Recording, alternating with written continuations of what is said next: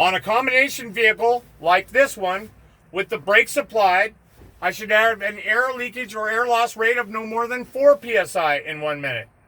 And on a combination vehicle of double and triple trailers, with the brakes applied, I should have an air loss or air leakage rate of no more than 6 psi in 1 minute. We're at 40 seconds. I'm holding the brake.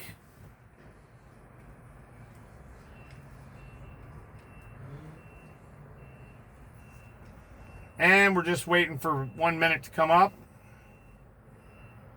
I'm holding it in a manner that both he and I can see the stopwatch.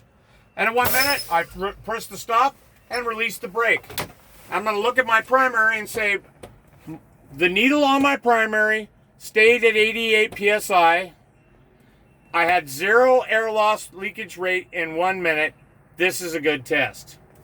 Now, we're all set up from that test for our next test. Our next test is going to be our low pressure warning light and buzzer test.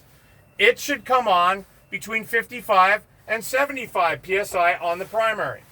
You're going to press the brakes, and what's called fanning the brakes. You're going to pump them, basically pump and release, pump and release. That's going to make the air pressure drop down to where the buzzer and warning light is going to come on. So we're going to press the brakes and release. When we hear the buzzer, press one more time, because if you don't, that buzzer will go out.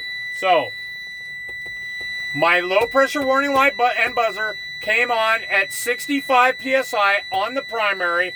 This is a good test. It might come on at 55 or 58 or 72. As long as it doesn't go below 55, you're okay. The next test is going to be my automatic spring brake pop-outs. They should both pop out between 20 and 45 psi on the primary. Again, we're going to fan the brakes and release air until these both pop. However, if the trailer pops before the tractor, you stop immediately pumping air and give the reading where the trailer popped off of the primary, and then continue to pump until this tractor one pops, because they both have to be popped. Then you'll give the reading where that popped, so you should have a reading of, say, 28 for my trailer and 22 for my tractor. Then you'd say it's a good test. So again, we're going to pump and release, called fanning the brakes. We're going to release air out until they pop.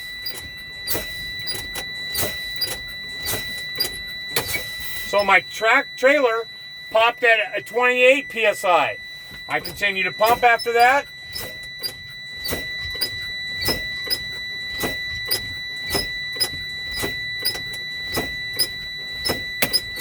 And my tractor popped at 21 psi.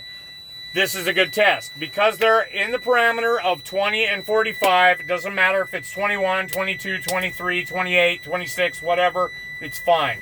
They just both have to pop between 20 and 45. That's the end of your end cab. You'll now perform a safe start, just like we did before, by making sure these are popped, even though you know they are. But it's an impression for the examiner. You will place the vehicle in neutral, fully engage the clutch, 1 foot on the brake, and you'll start the vehicle.